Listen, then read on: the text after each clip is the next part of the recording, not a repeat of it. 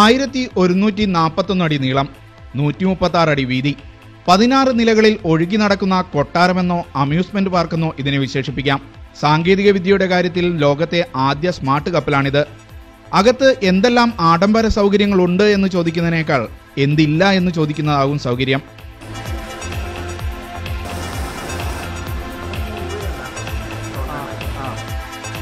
അകത്തെ ബയോണിക് ബാറിൽ പാനീയങ്ങൾ വിളമ്പുന്നതുവരെ റോബോട്ടുകളാണ്.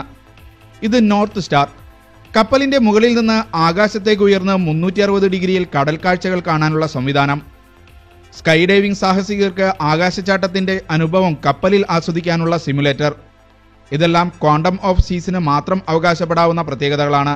ഒമാൻ ടൂറിസം മന്ത്രാലയവും വിൽസ്മെൻ ഷിപ്പ് സർവീസുമാണ് കപ്പൽ മസ്കത്തിലെത്തിച്ചത്. 4900 പാസഞ്ചർ ക്യാരി ചെയ്യാനും അതിനെ ട്രീറ്റ് ചെയ്യാൻ വേണ്ടിയിട്ട് ഓൾമോസ്റ്റ് ഒരു 1900 ക്രൂ ഉണ്ട്. അത്രയും സൈസും അത്രയും ടെക്നോളജിക്കലി അഡ്വാൻസ്ഡ് ആയിട്ടുള്ളൊരു ഷിപ്പ് ഇതുവരെ ലോകത്തിൽ പണിതിട്ടില്ല.